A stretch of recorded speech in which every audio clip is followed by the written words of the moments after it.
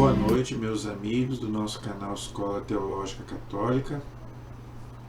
Vamos rezar, pedir ao Divino Espírito Santo que nos ilumine e nos abençoe neste dia, em nome do Pai, do Filho e do Espírito Santo. Amém.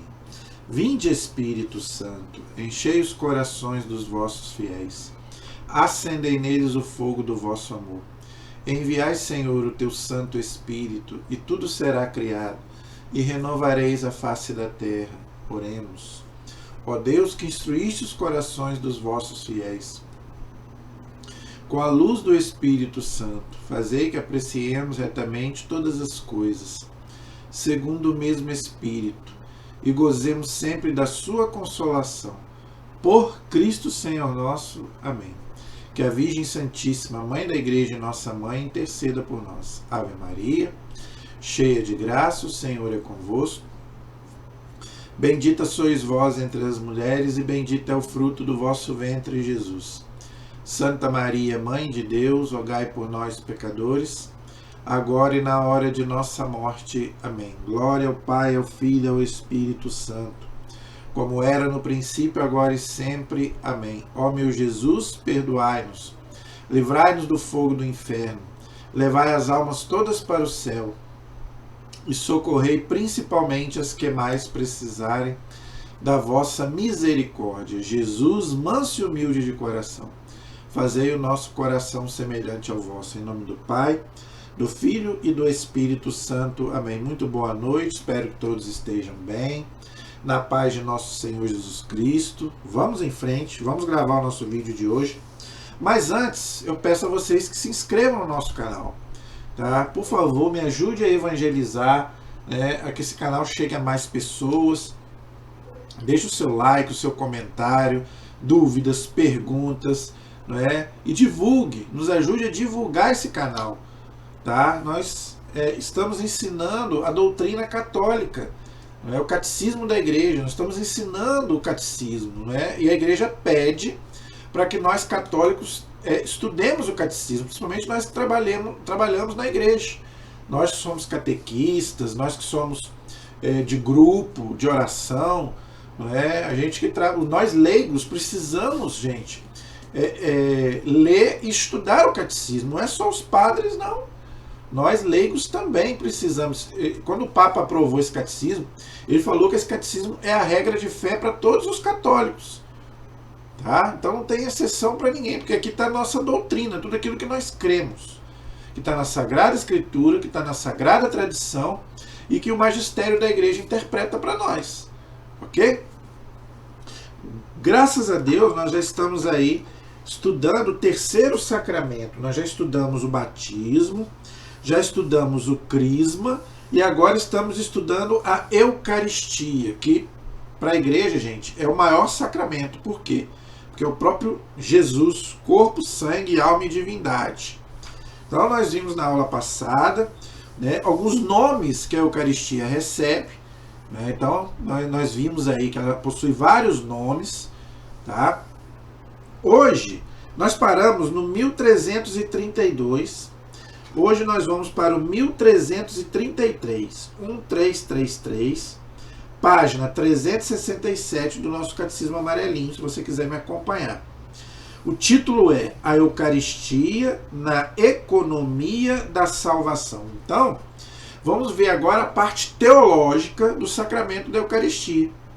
Tá?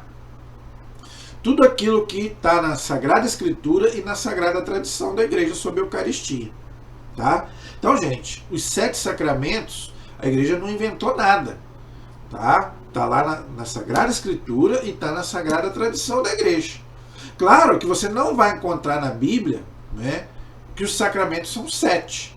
Isso aí está na tradição da Igreja, mas você vai encontrar todos os sacramentos na Sagrada Escritura. A Eucaristia, né, você vê a Eucaristia no Antigo e no Novo Testamento. Claro que no Antigo Testamento era uma prefiguração. Tá? Que quem instituiu o sacramento da Eucaristia foi Jesus na última ceia, na Santa Ceia. Mas já no Antigo Testamento a gente já tem algumas prefigurações da Eucaristia, ok? Então vamos ver aí o parágrafo 1333. Os sinais do pão e do vinho. Então, gente, Qual é a matéria do sacramento da Eucaristia? O pão e o vinho. Se não tiver pão e não tiver vinho, não tem Eucaristia. Então, todo sacramento ele tem que ter uma matéria. Tá? Então, né, para acontecer algo sobrenatural, tem que ter alguma coisa material. Então, né, para celebrar a Eucaristia, precisa ter o pão e ter o vinho. O pão é de trigo, mas não pode ter fermento. Tem que ser sem fermento. Tem que ser pão ázimo, sem fermento. Igual lá dos judeus. Não é?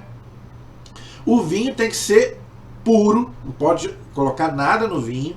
Tem que ser um vinho puro da uva.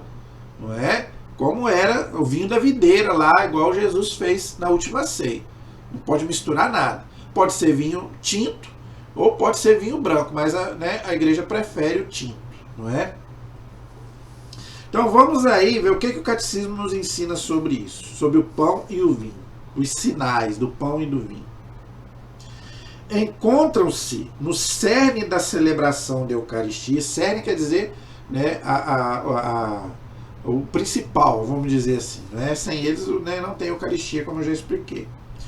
Da celebração da Eucaristia, o pão e o vinho, os quais, pelas palavras de Cristo e pela invocação do Espírito Santo, se tornam o corpo e o sangue de Cristo. Então, gente, veja, o catecismo aqui diz bem claro, tá? As palavras que o sacerdote fala na missa é as palavras de Cristo, não é? Isto é o meu corpo, isto é o meu sangue. Então, né, o padre não pode mudar, né, a consagração na hora ali da missa. Nessa hora a gente se ajoelha, o padre fala as palavras de Cristo, exatamente como Cristo mandou, e diz aqui, e pela invocação do Espírito Santo, já expliquei que todos os 7 sacramentos são ministrados no poder do Espírito Santo, então é uma coisa sobrenatural. Ali acontece um milagre que a igreja chama de transubstanciação, muda a substância, aquilo que você não vê. Então, na hora que o padre fala aquelas palavras, ali ele invoca o Espírito Santo e o Espírito Santo faz o milagre, né, do pão se transformar no corpo de Cristo e no vinho se transformar no sangue de Cristo. Acontece uma coisa, é um milagre, tá? Aí já não é mais pão e já não é mais vinho, passa a ser corpo e sangue de Cristo, ok? Aí vem o milagre que a igreja chama de transubstanciação. Muda a substância, aquilo que você não vê. Apesar de ter gosto de pão, aparência de pão, não é mais pão, não é mais vinho. Ok? É o sangue de Cristo, é o corpo de Cristo. Fiel à ordem do Senhor, a igreja continua fazendo em sua memória, que eu já expliquei aqui várias vezes, que não é uma repetição, tá? É uma atualização, porque as ações de Deus não se perdem, para Deus não tem passado, presente nem futuro, tá?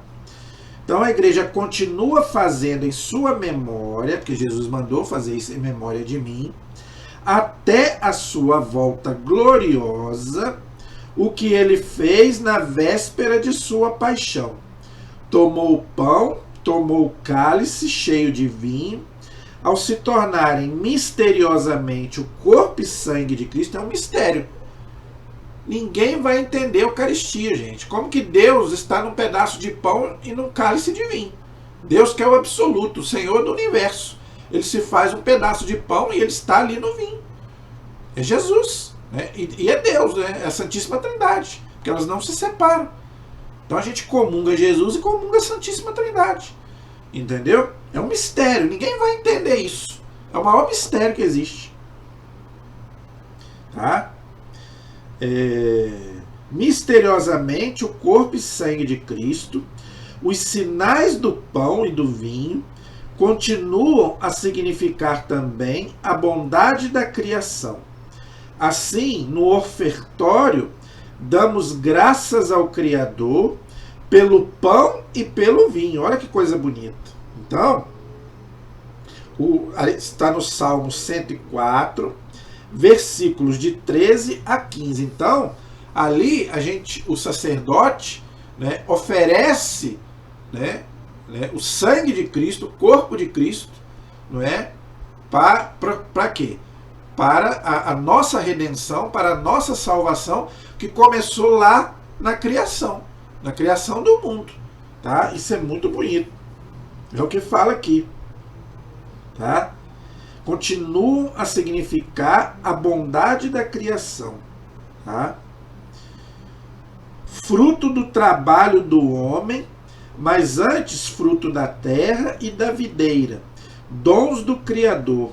A igreja vê neste gesto de Melquisedeque, rei e sacerdote, que trouxe pão e vinho, Gênesis 14, versículo 18, uma prefiguração da sua própria oferta. Então, depois você lê lá Gênesis 14, versículo 18, né? Aparece lá Melquisedeque, né? E oferece para Abraão pão e o vinho. Ali já é uma prefiguração da Eucaristia.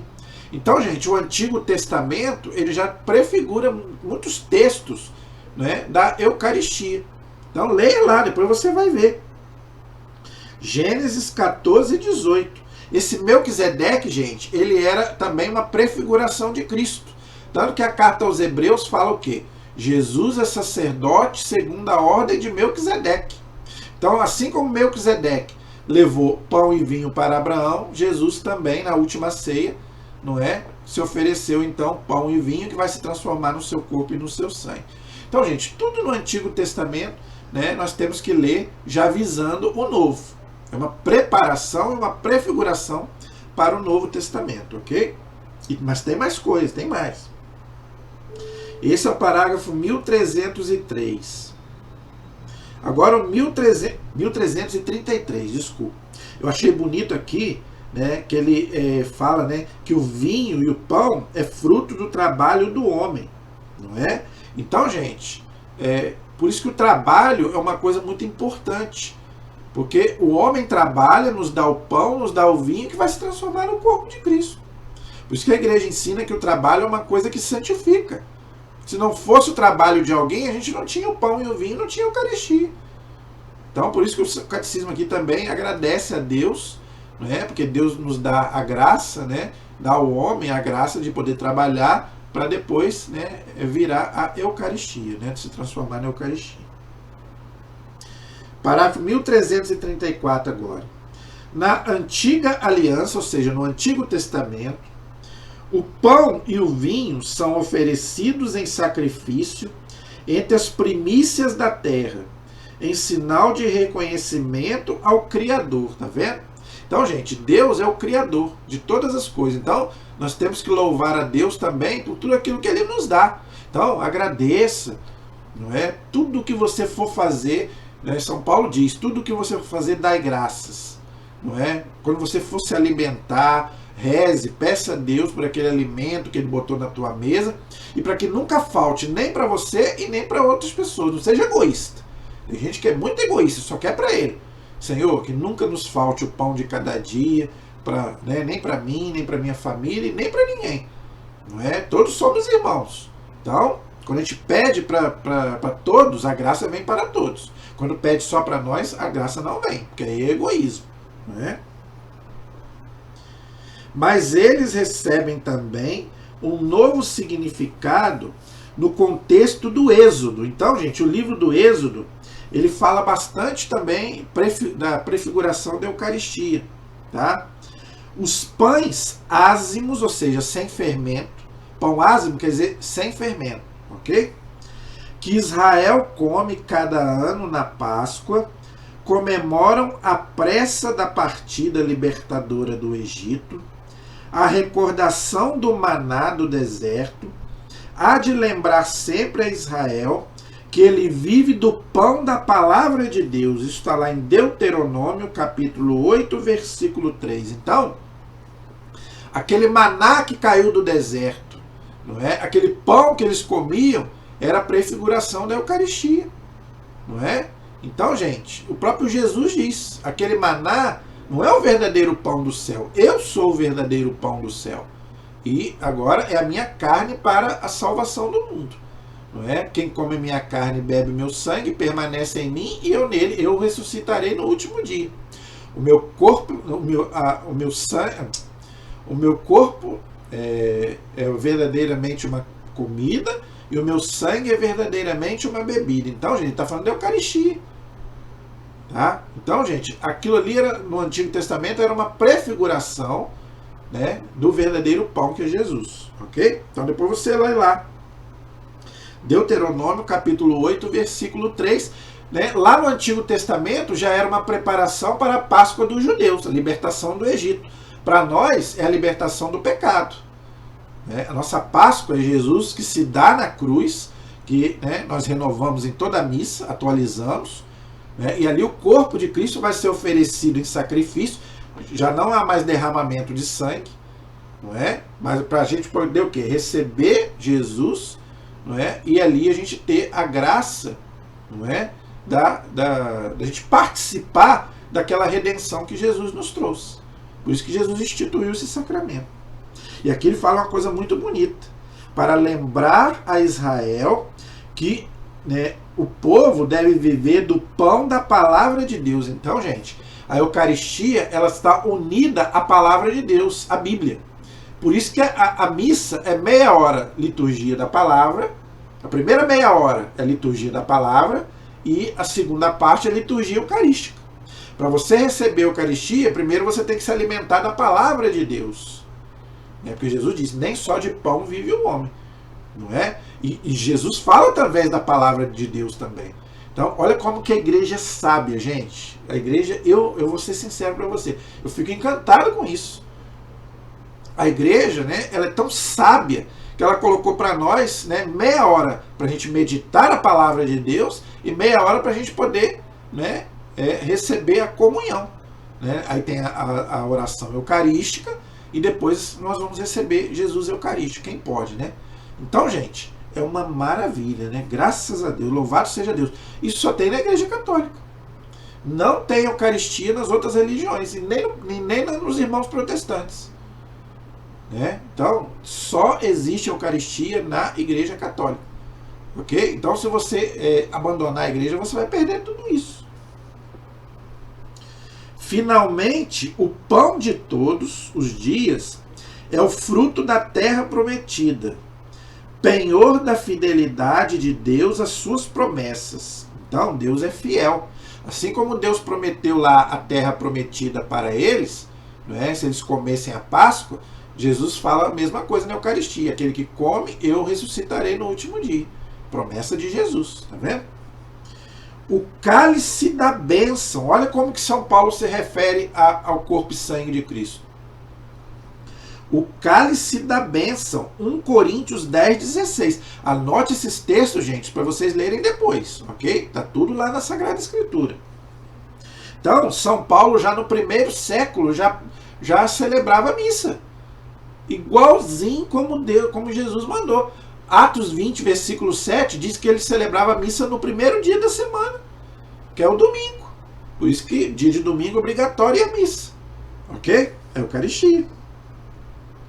No fim da refeição pascal dos judeus, acrescenta a alegria festiva do vinho uma dimensão escatológica da espera messiânica do restabelecimento de Jerusalém. Jesus instituiu a sua Eucaristia, dando um sentido novo e definitivo à bênção do pão e do cálice. Por isso que em toda a missa, né, na oração eucarística, a igreja pede, vem Senhor Jesus. Então, é o que o Scott Hahn diz, eu já falei isso aqui várias vezes. Aqui nós já celebramos o que nós vamos celebrar lá depois com Jesus. Tá? Então, por isso que a igreja, todas as celebrações eucarísticas, ela fala, vem Senhor Jesus. Então ela celebra a Eucaristia esperando a vinda do seu esposo. A igreja é a esposa de Cristo. E nós, né, fazemos parte dessa igreja. Então, ali unidos ali ao sacerdote, que representa o próprio Cristo, não é? A gente espera o quê? A parousia, a vinda de Jesus. Enquanto ele não vem, a gente celebra aqui na terra, né, o que Jesus mandou, fazer isto em memória de mim. Ok? Então, diz aqui, Jesus instituiu a Eucaristia, dando um sentido novo e definitivo à bênção do pão e do vinho. Ele disse lá, né? Todas as vezes que o fizeres, fazer em minha memória. Então, gente, a igreja não inventou nada. Então, eu não entendo como que o Lutero foi questionar isso, gente. Como que o Lutero foi questionar os sacramentos? A Eucaristia. Gente, isso é um absurdo. Foi Jesus que instituiu. Não foi a igreja, não foi o Papa, não foi o bispo, não foi o padre, foi Jesus. Olha o que o catecismo está dizendo. Jesus instituiu a sua Eucaristia, não foi a igreja, não foi o Papa. Né? E o Lutero vem e me fala que não tem sacramentos, que não tem missa. Né? Meu Deus, por isso que a gente diz que o Lutero é um herege. Não podemos seguir Martinho Lutero, gente. Lutero para nós é um herege, com todo respeito àqueles que amam o Lutero, que seguem o Lutero, né? Com todo respeito aos nossos irmãos protestantes, que nós os amamos. Nós amamos os protestantes. Eu tenho muitos amigos e parentes protestantes, mas o protestantismo é uma heresia. Não estou falando de pessoas, estou falando de doutrina. A doutrina protestante, gente, é uma heresia. Eles não acreditam. Para eles é um símbolo. Jesus não disse que é um símbolo, gente. Ele não falou nada sobre isso. Ele foi bem claro. Isto é o meu corpo, isto é o meu sangue. E quando Jesus fala, acabou, ninguém questiona. Jesus é Deus, Jesus não mente. Deus é fiel. Então, como que nós católicos vamos dar ouvido? Outra coisa, até o ano 1500, ninguém questionava isso. Depois de 1500 anos, chega um homem aqui dizendo que está tudo errado. Que não existe Eucaristia, que não existe missa, que não existe nada disso. Meu pai, em quem que você vai acreditar? Em Jesus? São Paulo, que pregava isso lá no primeiro século? Ou no Lutero, que é lá do ano 1500? Ah, mas os protestantes fazem a ceia. Mas a ceia deles não é Eucaristia. Não é. Então, gente, não podemos participar. Eu posso participar de uma ceia protestante? Não. Não pode. Se você é católico, não pode. Respeite os nossos irmãos protestantes, que eles sejam felizes lá na igreja deles. Mas nós católicos não podemos participar da ceia protestante. Não é Eucaristia, não é o corpo de Cristo. É um pão comum. Até porque eles não têm o sacramento da ordem também. Mesmo que eles quisessem ter a Eucaristia, não tem como. Para se ter o sacramento da Eucaristia, tem que ter o sacramento da ordem. O padre, ele na consagração, ele atua na pessoa de Jesus Cristo. Ele não é Jesus Cristo, mas ele atua na pessoa de Cristo. Por isso que só o sacerdote pode celebrar a Eucaristia. Nem o diácono pode celebrar a Eucaristia. Nem o diácono. Só o sacerdote e o bispo. E o papa, lógico. Nós leigos nem pensar. Eu não tenho autoridade para consagrar o pão e o vinho. Se não tiver sacerdote, não tem Eucaristia. Por isso que eu venho falando, vamos rezar para que hajam mais sacerdotes. Porque se não houver padres, não tem Eucaristia. Você não vai receber o corpo de Cristo. Então, gente, vamos voltar para a igreja. Aqueles que saíram, voltem, porque lá não tem. Lá você não vai receber o corpo de Cristo. Somente aqui. Esse é o parágrafo 1334. 1335 agora. O milagre da multiplicação dos pães. Lembra que Jesus multiplicou os pães? Também era uma prefiguração da Eucaristia. Gente, o milagre da multiplicação dos pães. Por que eu estou enfatizando que foi um milagre? Porque, gente, eu tenho visto aí pessoas católicas, padres católicos, principalmente os da teologia da libertação, ensinando que não houve milagre na multiplicação dos pães, que foi uma partilha. Isso é um absurdo. Jesus não partilhou nada, Jesus fez um milagre de 5 pães e 2 peixes ali, ele saciou uma multidão imensa. Gente, se a gente negar o milagre, a gente nega a divindade de Jesus. Se a gente nega a divindade de Jesus, Jesus não é o nosso Salvador.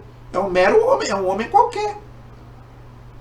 E tem padres dizendo que a multiplicação dos pães é uma partilha, não é um milagre.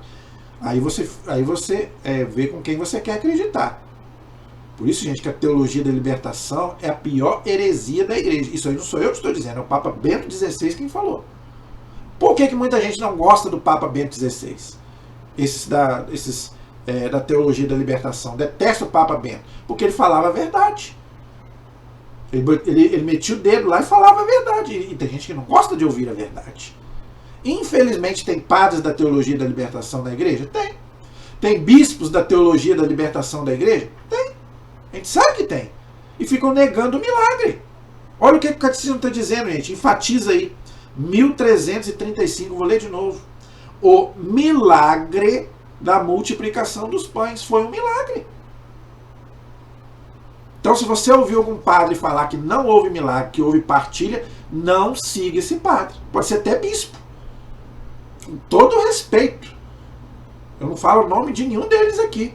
Mas se eu estiver assistindo uma pregação, uma missa, em que o padre ou o bispo fala que não houve milagre na multiplicação dos pães, que foi uma partilha, eu não volto naquele lugar mais. Eu não vou naquela igreja nunca mais. Eu troco.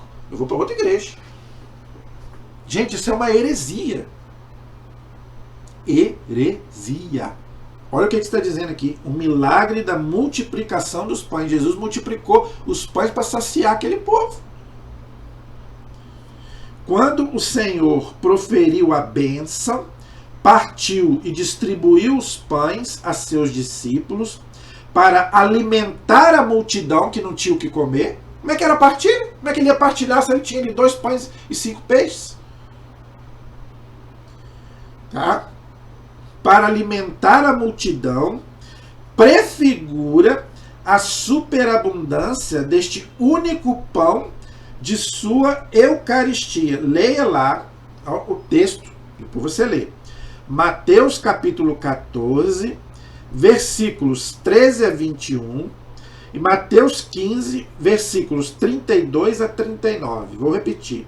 Mateus 14, 13 a 21, e Mateus 15, 32 a 39. Então, gente, a multiplicação dos pães é uma prefiguração da Eucaristia.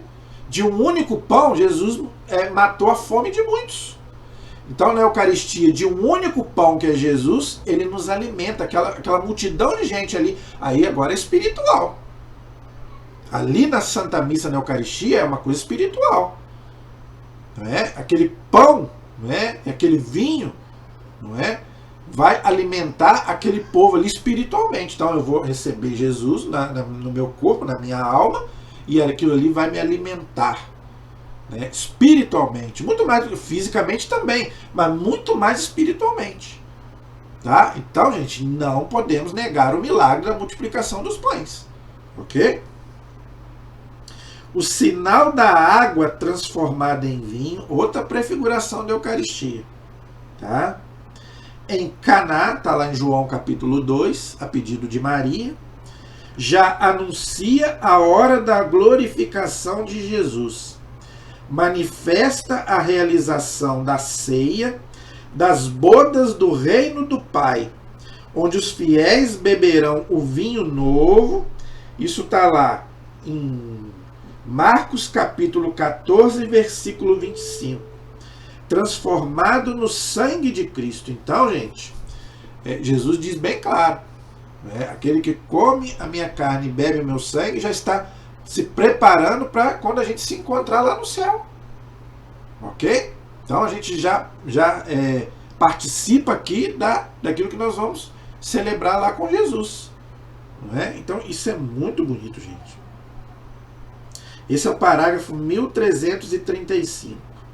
Tá? Ele fala aqui do sinal da água. O padre, ele coloca um pouquinho de água, né, uma gotinha de água no vinho. Não sei se você já reparou. Isso quer dizer o quê? Duas coisas. Primeiro, a água é a humanidade de Cristo que se junta à divindade de Cristo, né? A água, né, é o símbolo da vida, e o vinho, o símbolo, né, do sangue de Cristo. Então, a água representa a parte humana de Jesus que se une à parte divina de Jesus. Então nós vamos receber o Cristo inteiro. Ok? E também a nossa união, né, com Jesus. Né, como eu falei, a água é o símbolo da vida. É ela que nos dá a vida. Então, ali também, todos nós nos unimos ali no cálice de Cristo, no sangue de Cristo, não é?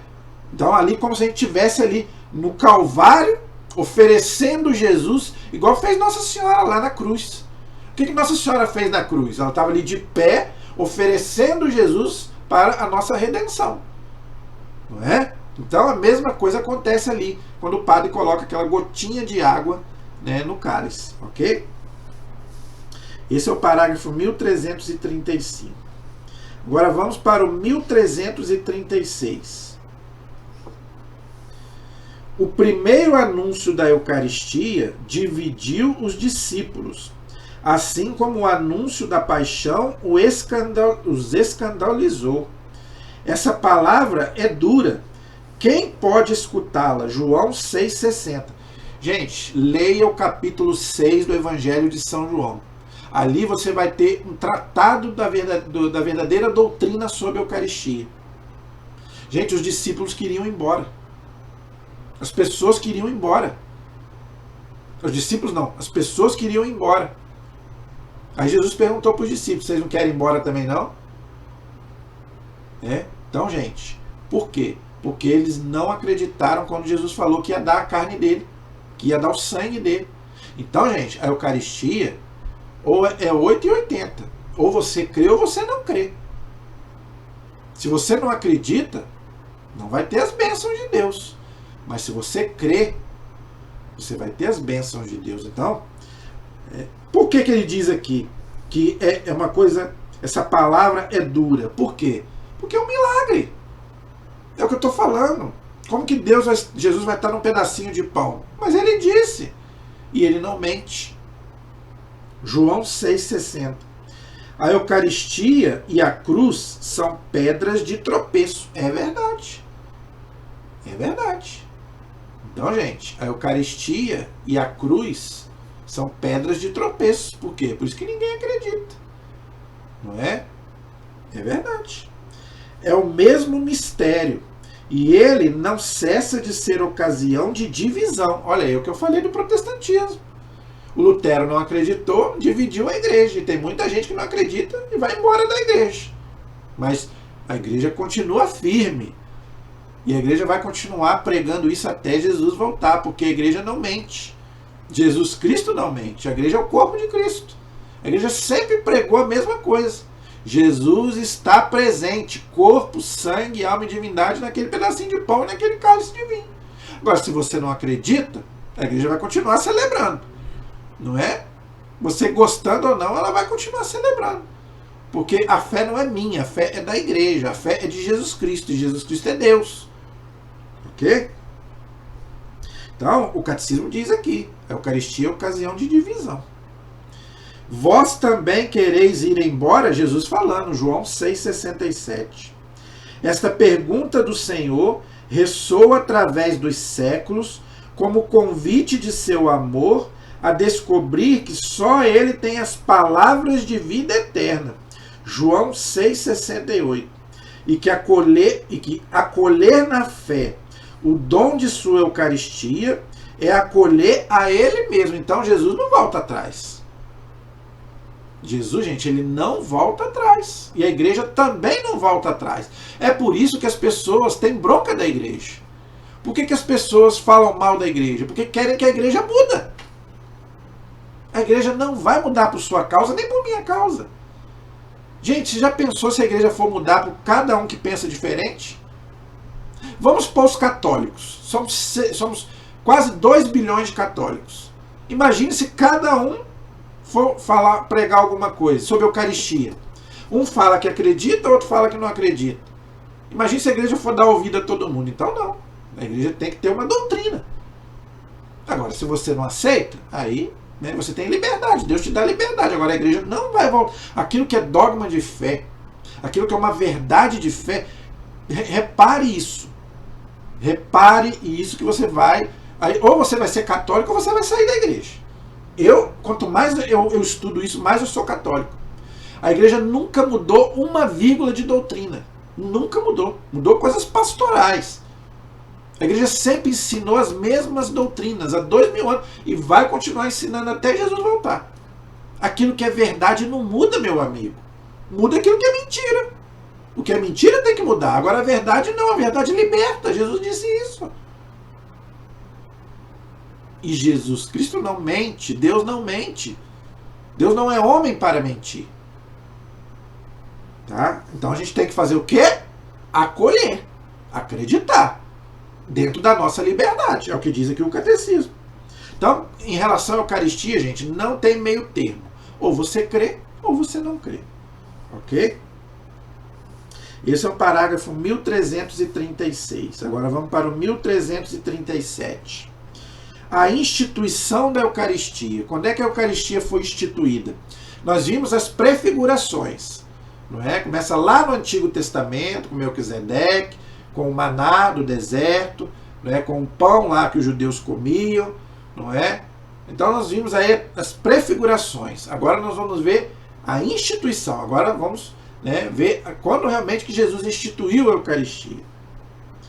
Tendo amado os... Gente, eu acho esse texto belíssimo. Eu acho lindo esse texto. Tendo amado os seus, o Senhor amou-os até o fim. Sabendo que chegara a sua hora de partir desse mundo para voltar ao Pai, no decurso de uma refeição, lavou os pés e deu-lhes o novo mandamento do amor. Isso está lá em João, capítulo 13, versículos de 1 a 17. É o lava-pés que nós celebramos em toda quinta-feira santa. É a instituição da Eucaristia. E o lava-pés, tá vendo? Então, o lava-pés e a Eucaristia é uma celebração só, ok?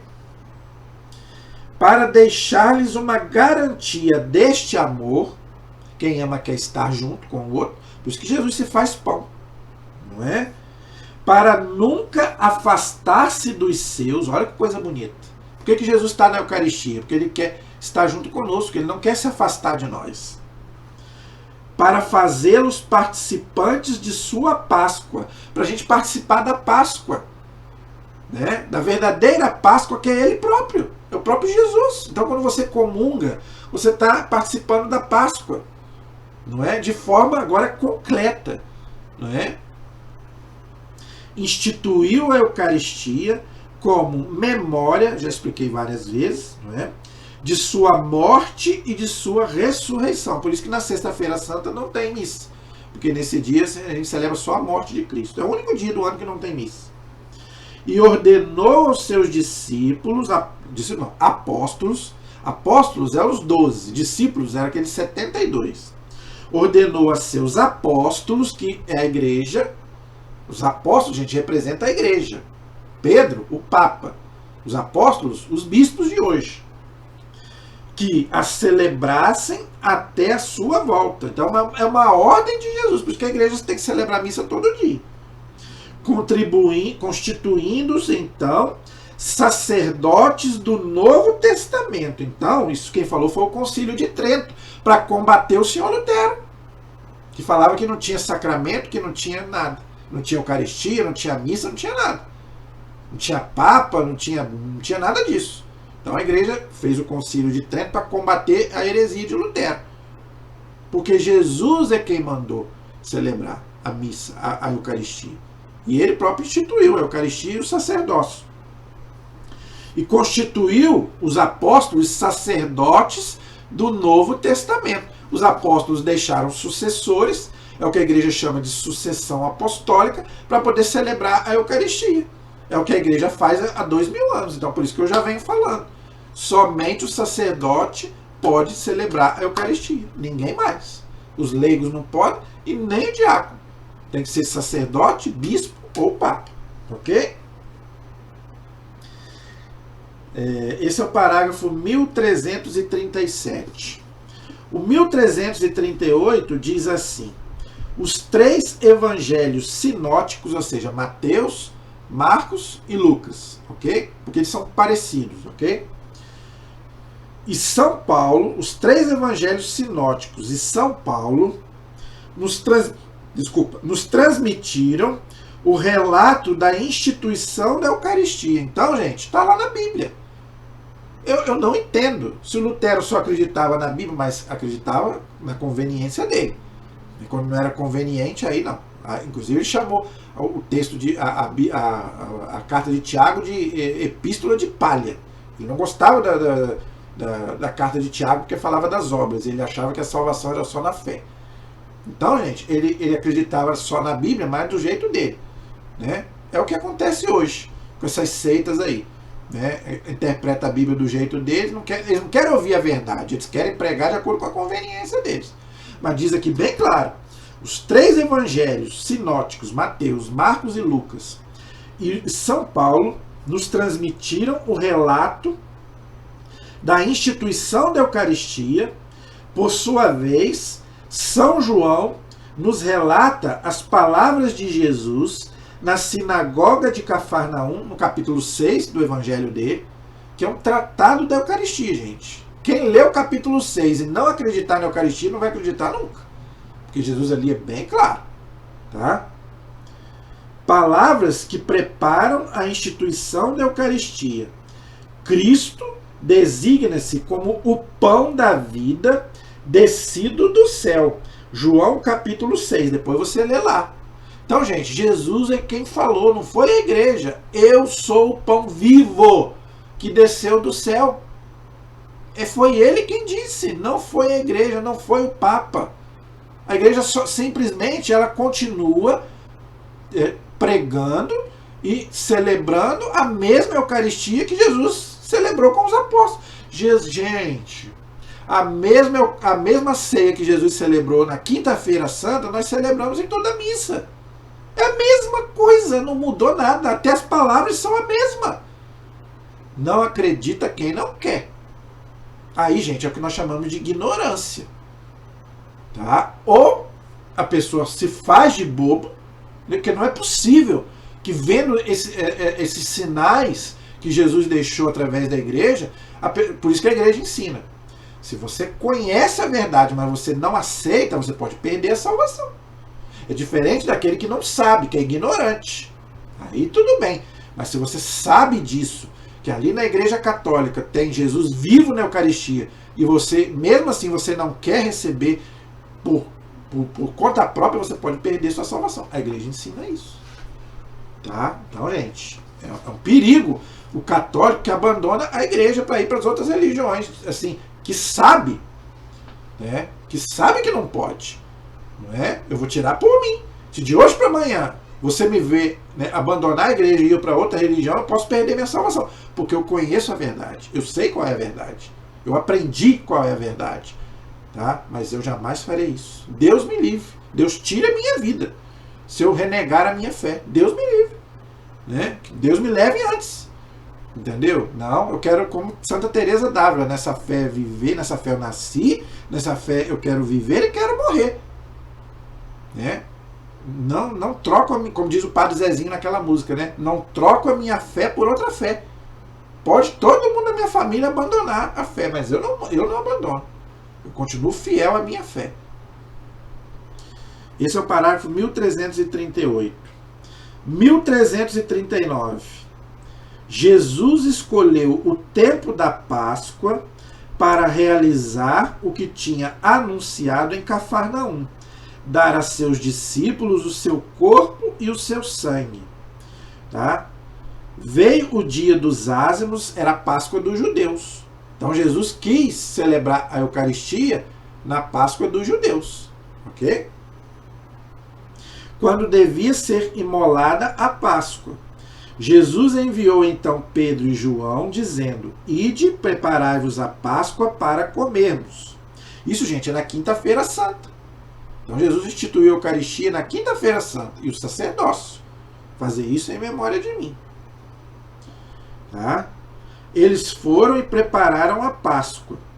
Quando chegou a hora, ele quem? Jesus se pôs à mesa com seus apóstolos e disse-lhes: Desejei ardentemente comer esta Páscoa convosco antes de sofrer, pois eu vos digo que já não a comerei até que ela se cumpra no reino de Deus. Então agora Jesus é a última vez que ele vai celebrar ali com os apóstolos antes de morrer.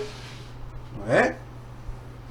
E tomou o pão, deu graças, partiu, distribuiu a eles, dizendo: Isto é o meu corpo. Gente, pelo amor de Deus, olha só o que Jesus está dizendo. Isso não simboliza o meu corpo, é o meu corpo, que é dado por vós. Fazer isto em minha memória. É o que a igreja faz. Está obedecendo Jesus. E depois de comer, fez o mesmo com o cálice, dizendo: este é o cálice da nova aliança. Já não é mais aquela lá no Antigo Testamento. Agora a aliança é com ele, é com Jesus. Em meu sangue, que é derramado em favor de vós. Lucas 22, versículos 7 a 20. E também Mateus capítulo 26, versículos 17 a 29. Marcos capítulo 14, versículos 12 a 25. 1 Coríntios capítulo 11, versículos 23 a 25. Então, gente, é o que o catecismo falou lá em cima. Todos os evangelhos falam da ceia. São Paulo fala da ceia. Então, como é que alguém, depois de 1500 anos, aparece aqui falando que não existe Eucaristia, que não existe missa? Meu Jesus amado, isso é um absurdo. E católicos vão nessa, embarcam nessa, e abandonam a igreja. E vai para esses lugares aí onde não tem Eucaristia. Paciência. Esse é o parágrafo 1339. Agora, 1340. Ao celebrar a última ceia com os seus apóstolos, durante a refeição pascal, ou seja, a Páscoa, tá? Jesus deu seu sentido definitivo à Páscoa judaica. Então, gente, a Páscoa dos judeus era uma prefiguração da nossa Páscoa. Por isso que nós não podemos celebrar a Páscoa dos judeus, nós respeitamos. Mas a nossa Páscoa é a Páscoa de Jesus Cristo. Aquilo lá era só uma prefiguração. Ok? Com efeito, a passagem de Jesus a seu Pai, por sua morte e ressurreição, a Páscoa nova é antecipada na ceia e celebrada na Eucaristia, que realiza a Páscoa judaica e antecipa a Páscoa final da igreja na glória do reino. É o que eu venho falando. Tá?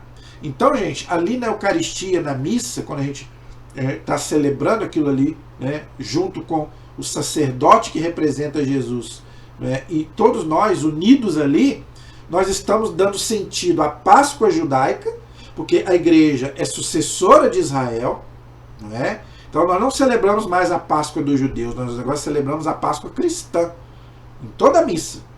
Né? E ali, como eu já venho falando, o catecismo aqui reforça, não é? A gente olha só, né? A gente realiza a Páscoa judaica e antecipa a Páscoa final da igreja na glória do reino de Deus. É o que eu venho falando aqui. É o que está lá no Apocalipse e que está no livro do Scott Hahn, o banquete do Cordeiro. É por isso, gente, que o Scott Hahn, o contrário do senhor Lutero, que era o Scott Hahn, que era protestante, quando ele nunca tinha participado de uma missa. Gente, quando ele participou da missa pela primeira vez, ele conta no livro, em 2 livros dele, ele fala, gente, que ele teve um choque espiritual. Porque ele entende de Bíblia, ele fez doutorado em Bíblia. Ele não é um pé rapado qualquer, ele sabe muito mais de Bíblia do que eu, que fiz ali 3 anos de teologia. Então, quando ele viu ali, né, na missa, aquela liturgia do Apocalipse, que o Apocalipse fala, não é? Que tem tudo ali no Apocalipse, não é? O santo, santo, santo, não é? O cordeiro, não é? Que é imolado, e vários, ali ele explica, no livro ele explica tudo. Então, gente, ele se converteu à fé católica e lançou aquele livro maravilhoso que todo católico tem que ler, O Banquete do Cordeiro. Eu vou trazer esse livro aqui, eu já mostrei, vou mostrar de novo, na próxima aula eu vou trazer ele. O Banquete do Cordeiro. Todo católico precisa ler esse livro, tá? Para reforçar a sua fé, né? E que para você possa também levar a vez para uma pessoa que estiver afastado, ou que às vezes queira ir para uma outra religião. Meu amigo, não faça isso, não abandone a sua fé. Você vai perder a maior graça que nós temos. Você vai receber Jesus Cristo, seu corpo, sangue, alma e divindade. Não é o pão da padaria. Então, gente, eu parei aí no parágrafo 1340. Na próxima aula, nós vamos para o 1341, tá bom? Nós vamos continuar, com a graça de Deus, esse estudo maravilhoso sobre a Eucaristia, gente. Eu tenho certeza que depois desse estudo sobre a Eucaristia, né, você vai querer comungar, se bobear todos os dias. Você vai querer receber Jesus todos os dias. Tá? E pelo menos aos domingos. É obrigatório no domingo a gente participar da celebração da Eucaristia. Amém? A nossa proteção está no nome do Senhor, que fez o céu e fez a terra. Estivemos e permaneceremos unidos em nome do Pai, e do Filho e do Espírito Santo. Amém. Que Deus abençoe a todos. Até o nosso próximo programa, se Deus quiser.